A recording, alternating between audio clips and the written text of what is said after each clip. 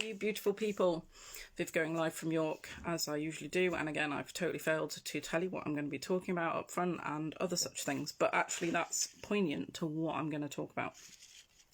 So I've had a bit of a peculiar week. I don't know why. I don't have a reason. Sometimes you just have peculiar weeks. And yesterday I obviously ate something that disagreed with me. So that sort of put me in bed early and stuff. Thank goodness I've got oils because I had a busy day today and I managed to do all that I needed to do. But it did get me thinking this week. It was quite interesting with a couple of conversations I had with people. It was probably more than one, actually. It was one or two or three. That's what made me think of this, talking about getting in the groove and knowing when you found your thing. So whilst I've been talking to a couple of people on Zoom, even though I've been feeling a bit off, it's been really amusing how I've ended up feeling okay at the end of the conversation because I started talking about the Ancestral course that I'm doing. And I'm really, really enjoying it. I think I found my thing. So it's a shamanic course on transforming persistent patterns that you've inherited from your ancestors, like all the way back, based on the idea that we don't really honour the living. We don't really let the living reconcile anything that's gone wrong in their lives before they die. So we used to have a lot of like honouring and ceremony around death, and also that sort of honouring of our elders where they got to discuss what they did and maybe make amends before they died, so they died a good death. And we sort of don't do as much of that anymore. I can see why those sort of people who do like soul midwifery or death doulaing or some sort of process when you know you're dying, I can see how that could be really beneficial to someone who knows they're dying. But obviously there's also the side of that some people don't know they're dying and therefore can't reconcile what they're doing. But also we don't have that honouring of the elderly, where their wisdom and life experience and stuff can be passed on to the next generation, and that can help them resolve anything that might have happened, especially those people who've lived through the war and maybe feeling guilty about some of the things they did, which they had to do but maybe they weren't happy doing. So anyway, I'm doing this course, and anytime I start talking about it I just find myself smiling because I know I've found something that to me makes so much sense and is really important. So that's my tip number one. If you find yourself talking about something that you're doing or thinking of doing and you're smiling, or it lifts your energy, I think it's just something that you really need to pay attention to. It's not something I've thought of before, but because I've not been feeling particularly 100%, but any time I start talking about this course I'm doing and how I'm finding doing it, really lifts my energy. I think that's a really good pointer. So if something makes you smile or lifts your energy when you're talking about it, I think that's a really good indication that you're on the right track for getting back into your groove, whether it's to do with work or a new hobby or, you know, a holiday you're going on or some idea. I just think pay attention to that smile, because a couple of people have noticed that I've started a call with them saying, oh, I'm not feeling particularly great, and at the end of it I'm going, and I'm doing this course and it's really amazing, and da-da. So that's tip number one.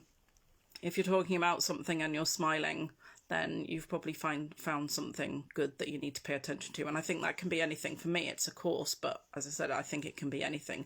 A new idea, something you want to do, meeting up with someone, because there's just something obviously going on that means you need to pay attention. The other thing that I found myself doing this week that has really lifted my spirits, hi Joanna, is going back to stuff that I really used to love doing as a child. So I've always been a bit of a geek, to be honest. When I look back, I used to love counting money, so I haven't been doing that, but I could. But what I have been doing is going back to looking at I used to love doing maths. Maths was like totally my language. I absolutely loved it. So I've been going back to doing some of the puzzles I used to like doing. So I used to love doing the Rubik's Cube. I actually find that quite meditative. So it's like occupational therapy. I know for other people that's not going to be the case. It's just going to drive you nuts. But for me, I find it really meditative doing Rubik's Cubes. But I've also tapped back into looking at numerology, which is something that really interested me because I'm fascinated by Pythagoras, but also sort of the natural language of numbers. So for me, that's something that I used to love doing as a kid. And I'm looking at different ways of integrating that back into what I do as an adult. And it's just sort of, it's got me back into the groove from the point of view of giving me some ideas of stuff I can bring into the work I do. And again, it doesn't have to be work related, but it's just, I know when I've been feeling a bit low, going and doing a puzzle or my Rubik's Cube or looking at my numerology or actually just updating my money spreadsheet, which I know is really sad, but actually it's an awesome spreadsheet, has just lifted me out. So that's something that I would definitely think about. Think back to what you enjoyed doing as a kid, and maybe if you're feeling a bit funky and you're not really getting in your groove, then definitely think about maybe looking at bringing that into your adult life. So, you know, if it's playing sports, that's a tough one at the moment, but it doesn't mean that you can't just grab yourself a hula hoop or a basketball and do some playing or whatever. And then the other thing I found, and again, I think this is something that we did naturally when we were kids, is just moving.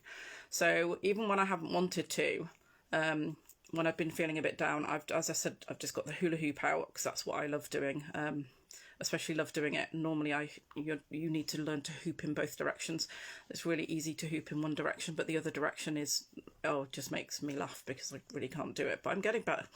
And it got me thinking, because I've been, when I was getting in the pool most days, even when I didn't want to, just getting into the pool, and obviously that cold exposure really helped. But part of when I was doing my fundraising challenge, especially when I was, you know, getting up to quite a few lengths, and then doing my 5K challenge in the pool, I'd be doing some arm exercises that I used to do at Jitsu, which I used to love doing. And it was when you put your arms up and you have to do them opposite ways. And again, it just got me laughing, but also movement is so good for you, and that getting the lymph flowing and everything might get you back into your groove. So if you're feeling a bit down, my top tips are: think back to childhood. What really used to give you joy as a child, and is there a way that you can integrate something similar into your life now? Realise if you're talking about something and it's just making you grin out of nowhere, then pay attention to that, because it could be your subconscious trying to prod you in the back saying, hey, you need to pay attention to this. This could really be something that you need to think about. And then just get up and do a bit of movement. It doesn't have to be a massive amount. I've been doing a bit of Qigong recently, which I've really got into because I didn't realise that a lot of the movements are based on animals, so it really taps into my sort of shamanic side. And some of those you can do in like 2 minutes. And even when you don't want to, who wouldn't want to get back into their groove just by doing 2 minutes of something? So I just think that's my top 3 tips for getting back into the groove if you're feeling a bit low.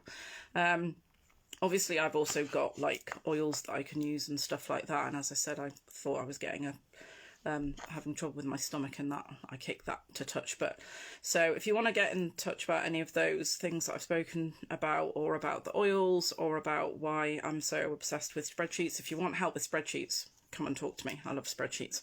Or any of the puzzles I do or anything like that, then, you know, I'm always here. Get in touch. I'm always happy to help.